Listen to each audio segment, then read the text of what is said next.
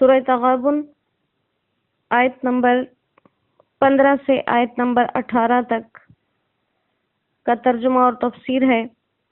اللہ کریم اس میں جو حکم ہے اس پہ عمل کرنے کی توفیق عطا فرمائے، جس کام سے منع کیا اس سے بچنا نصیب فرمائے۔ اعوذ باللہ من الشیطان الرجیم، بسم اللہ الرحمن الرحیم۔ انما اموالکم، بے شک تمہارے مال، و اولادکم اور تمہاری اولاد، فتنۃ، یہی تمہارے لیے آزمائش ہے، واللہ عندہ، اور اللہ کے پاس اجر عظیم، ثواب ہے بڑا۔ فاتقوا اللہ، پس ڈرتے رہو اللہ سے، مستطعتم، جہاں تک تم سے ہو سکے، واسمعوا، اور سنو، واطیعوا، اور حکم مانو، وانفقوا، اور خرچ کرو، خیر لانفسکم، یہ تمہارے لیے بہتر ہے، ومن یوق، اور جس کو بچا دیا گیا، شح نفسہ، اپنے دل کے لالچ سے، فاولئک هم المفلحون، وہی لوگ کامیابی کو پہنچنے والے ہیں۔ ان تقرضوا اللہ، اگر تم قرض دو اللہ کو، قرضا حسنا، اچھی طرح کا قرض دینا، یضاعفہ لکم، وہ اس کو دگنا کر کے دے گا تمہیں، ویغفر لکم، اور تمہیں بخش دے گا، واللہ شکور، اور اللہ قدردان ہے، حلیم، اور تحمل والا، عالم الغیب، جاننے والا ہے پوشیدہ چیزوں کا، والشہادت، اور ظاہر کا، العزیز، زبردست ہے، الحکیم، اور حکمت والا۔ اللہ جاننے والا ہے غیب کی باتوں کا اور ظاہر کی چیزوں کا، وہ زبردست ہے اور حکمتوں والا ہے۔ یہاں پر دوبارہ اسی بات کی وضاحت ہے کہ تمہاری بیویاں اور تمہاری اولاد تمہارے لیے دشمن ہیں، تو ان سے بچو۔ پھر مزید آگے اللہ سبحانہ و تعالیٰ فرما رہے ہیں کہ اے انسان، تمہارے لیے دنیا میں جو سب سے بڑی آزمائش ہے، تمہارے لیے دنیا میں جو سب سے زیادہ آزمائش کی چیز کہ تم ان میں پڑھ کے اللہ کو یاد رکھتے ہو یا اللہ کو بھول جاتے ہو، اللہ کے احکامات کو یاد رکھتے ہو یا بھول جاتے ہو، وہ دو چیزیں ہیں، تمہارے مال اور تمہاری اولادیں۔ فتنہ بمانا آزمائش کے، بمانا امتحان کے، یعنی اللہ تعالیٰ انسان کی مال اور اولاد کے ذریعے سے آزمائش کرتے ہیں کہ یہ انسان ان کی محبت میں مبتلا ہو کر احکام اور فرائض سے غافل ہو جاتا ہے، یا ان کی محبت کو ان کے حد میں رکھتا ہے اور اپنے فرائض سے غافل نہیں ہوتا۔ اور یہ بہت بڑی حقیقت ہے کہ 99 سے بھی اوپر فیصد لوگ ان کی محبت میں پڑ کے، جیسے ہم خود اپنی زندگیوں کو دیکھ لیں کہ انسان اپنے مال اور اپنی اولاد ہی کی وجہ سے اصل میں اللہ کو بھول جاتا ہے، اور یہ مال کمایا بھی اولاد ہی کے لیے جاتا ہے کہ اولاد کو سکون اور راحت والی زندگی ملے، سہولتیں ملیں۔ ان میں مبتلا ہو کر انسان اللہ تعالیٰ کی اس حقیقی ذات سے غافل ہو جاتا ہے جو دنیا اور آخرت میں نفع کا بھی رب ہے اور نقصان کا بھی رب ہے، اور انسان اپنے حقیقی نفع اور نقصان کو بھول کر ایک ایسی چیز کے پیچھے لگ جاتا ہے جس کا فائدہ اس عارضی دنیا میں بھی مکمل نہیں ہے، کیونکہ انسان جتنی مال اور دولت کی تگ و دو میں لگتا ہے اتنا اس کا سکون ختم ہونا شروع ہو جاتا ہے، جتنا اپنی اولاد کی سہولتوں کے لیے کوشش کرتا ہے اس کا سکون ختم ہونا شروع ہوتا ہے۔ تو اس کے آثار کہ یہ کامیابی کا راستہ نہیں ہے، یہ تو اس دنیا میں ہی ہمیں نظر آ جاتے ہیں۔ اور اللہ نے مال اور اولاد کی محبت کو انسان کے لیے بہت بڑا فتنہ اور آزمائش بنا دیا ہے، اور اکثر گناہوں میں جیسے خصوصاً حرام کی کمائی، یہ انہی دو چیزوں کی محبت کی وجہ سے ہے، ایک تو مال سے محبت ہے، دوسرا اولاد کے لیے کمانا زیادہ ہے۔ ایک حدیث مبارکہ کے اندر یہ بات آتی ہے، مفہوم اس کا اللہ کمی بیشی معاف فرمائے، کہ قیامت کے دن بعض لوگوں کو لایا جائے گا، اسے دیکھ کر لوگ کہیں گے کہ یہ وہ شخص ہے کہ اس کی نیکیوں کو اس کے عیال نے کھا لیا، اہل و عیال نے کھا لیا، یعنی ان کی وجہ سے یہ اپنی نیکیاں برباد کر گیا۔ ایک دوسری حدیث مبارکہ کے اندر آپ صلی اللہ علیہ وسلم نے فرمایا اولاد کے بارے میں کہ یہ اولاد جو ہے یہ انسان کو بخیل اور کمزور بنا دیتی ہے، مال کے لحاظ سے بخیل اور معاملات کے لحاظ سے کمزور۔ اکثر ہم کوئی کام کرنا چاہتے ہیں لیکن اولاد کی محبت آڑے آ جاتی ہے، کسی نیکی میں پیسے خرچ کرنے لگتے ہیں لیکن اولاد کی محبت آڑے آ جاتی ہے، ان کے لیے خرچ کر دیتے ہیں، اور کوئی کام کرنے لگتے ہیں لیکن اولاد کی محبت غالب آتی ہے، ہم اپنے اس فیصلے میں کمزور ہو جاتے ہیں۔ تو کہا کہ اولاد کی محبت کی وجہ سے انسان اللہ کے راستے میں مال خرچ کرنے سے رک جاتا ہے، ان کی محبت کی وجہ سے انسان جہاد میں شرکت کرنے سے رہ جاتا ہے۔ اور بعض سلف صالحین فرماتے کہ یہ جو انسان کی اولاد ہے یہ انسان کی نیکیوں کے لیے گھن جیسا ہے، جیسے گھن غلے کو کھا جاتا ہے تو یہ اولاد اس کی نیکیوں کو کھا جاتے ہیں۔ تو انسان کو خبردار کیا کہ سب سے بڑی آزمائش جو تمہاری اس دنیا میں ہوگی تمہارے مال کے ذریعے، تمہاری اولاد کے ذریعے، لہٰذا ان میں پڑھ کے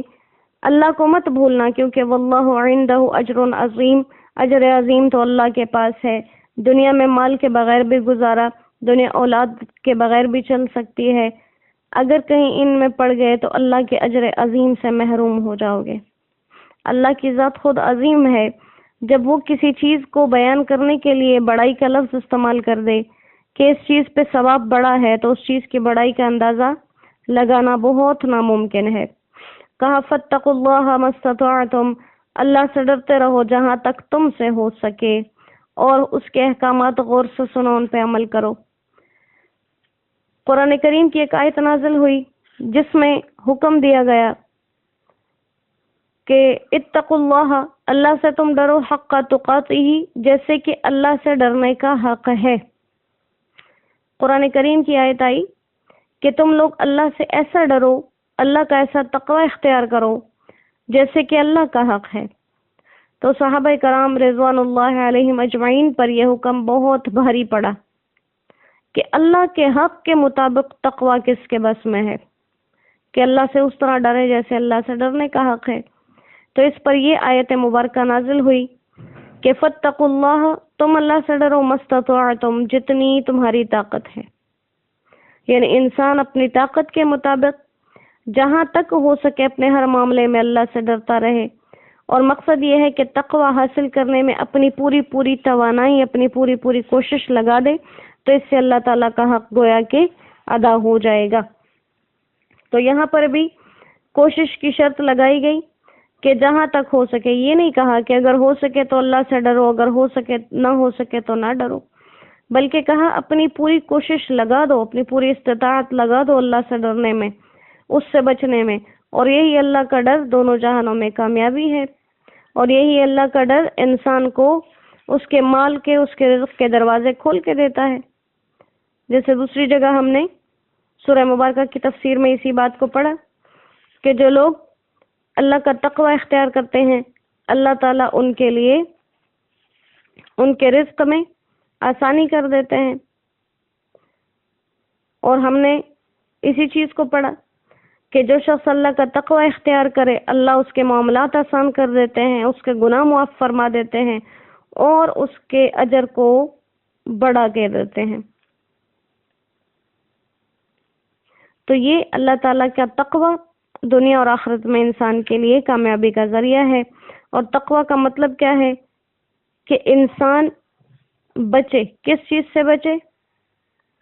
ہر اس چیز سے بچے جس سے اللہ ناراض ہوتے ہیں، ہر اس چیز سے بچے جو اس کے دین میں رکاوٹ ہے،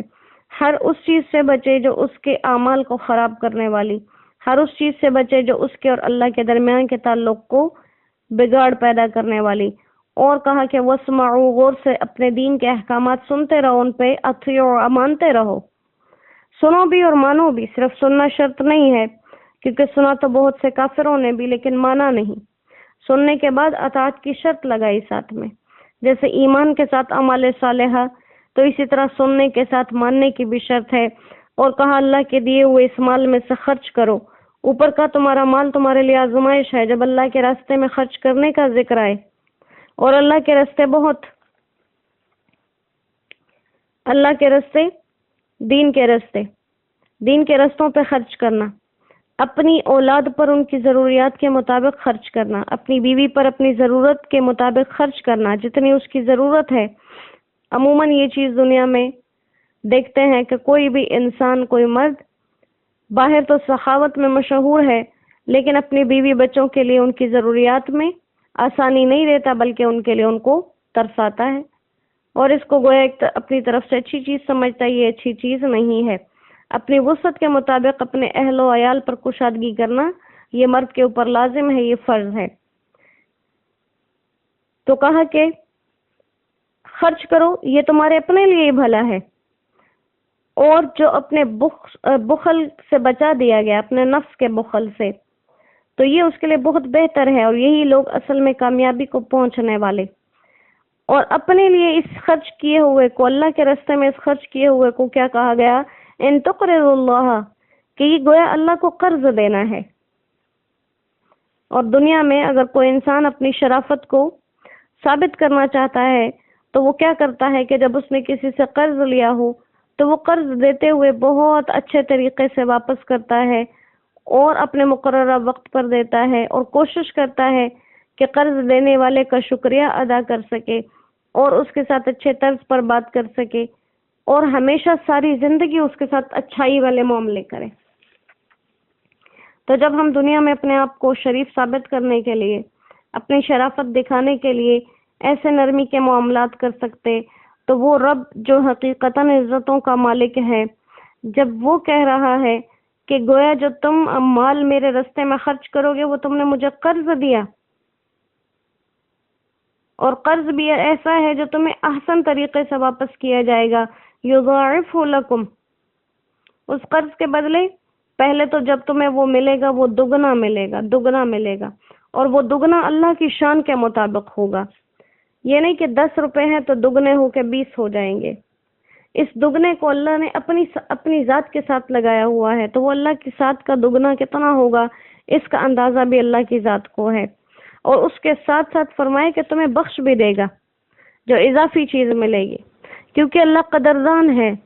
جو اس کے لیے کچھ کرے اللہ اس معاملے کی قدردانی کرتے ہیں، حلیم اور تحمل والے ہیں، لہذا ہر چیز کا بدلہ اشارہ اس طرف ہے کہ جلدی نہ مانگا جائے، دنیا میں جو اعمال کیے جلدی سے بدلہ نہ مانگا جائے، تحمل اور بردباری والے معاملے کیے جائیں۔ حدیث مبارکہ کا بھی مفہوم ہے کہ تحمل یا بردباری یہ اللہ کی طرف سے ہے، تو کوئی بھی کام کرو اس کے لیے پریشان نہ ہو جاؤ، میں نے یہ کام کیا ابھی تک اس کا بدلہ کیوں نہیں ملا، میں نے دعا مانگی ابھی تک قبول نہیں ہوئی، فلاں کے ساتھ بھلائی کی میرے ساتھ لوگ بھلائی نہیں کرتے۔ کہا کہ تحمل سے کام لو، تحمل سے کام لو، اور پھر انسان کو اس چیز کی طرف دوبارہ سے دھیان دے رہے کہ وہ رب ایسی ذات ہے عالم الغیب، جو پوشیدہ چیزوں کو بھی جاننے والا۔ لہذا اگر تمہارے مال خرچ کرنے کے اندر، تمہارے کسی بھی نیکی کے کام کے اندر بظاہر تو تقوی ہے لیکن اندر سے تقوی نہیں ہے، اندر سے اللہ سے نہیں ڈرتے ہو، دنیا کے دکھاوے کے لیے کر رہے ہو، تو یہ یاد رکھنا وہ ذات ایسی نہیں جو صرف ظاہری صورتوں کو دیکھے، عالم الغیب، وہ غیب کا جاننے والا ہے، وہ شہادہ اور وہ سامنے کی چیزوں کو بھی، سامنے کس نیت سے دے رہے ہو اس کو بھی جانتا ہے، غیب دل میں کیا چھپا ہوا ہے اس کو بھی جانتا ہے۔ العزیز، ہاں، لیکن ہر بات کو ہر کسی پہ ظاہر نہیں کرتا، کیونکہ وہ زبردست حکمتوں والا ہے، کسی کام کے اندر اس نے کیا حکمت رکھی یہ اللہ کی ذات کو معلوم ہے۔ ایک حدیث مبارکہ کا مفہوم کہ جب تمام مخلوقات کو اللہ تعالیٰ نے حضرت آدم علیہ السلام کی پشت سے پیدا فرما دیا تو ان تمام کو مختلف رنگ دیے، مختلف بولیاں دی، اور تمام سے اللہ نے کلام کیے، تمام سے اپنا عہد لیا کہ میں تم سب کا رب نہیں ہوں، تو سب نے کہا کہ ہاں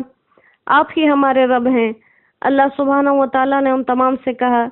کہ میں اس زمین کو بھی تم پہ گواہ بناتا ہوں، میں آسمان کو تم پہ گواہ بناتا ہوں، اور میں تمہارے باپ آدم کو بھی تم پہ گواہ بناتا ہوں۔ پھر کہیں قیامت کے دن یہ نہ کہنے لگ جانا کہ اے اللہ ہمیں تو کوئی بتانے کے لیے رسول نہیں آیا، اے اللہ ہمیں تو کوئی بتانے کے لیے کتاب نہیں آئی۔ تو کہتے ہیں جب حضرت آدم علیہ السلام نے اپنی اولاد کو دیکھا تو دیکھا کسی کا رنگ سفید ہے، کسی کا رنگ کالا ہے،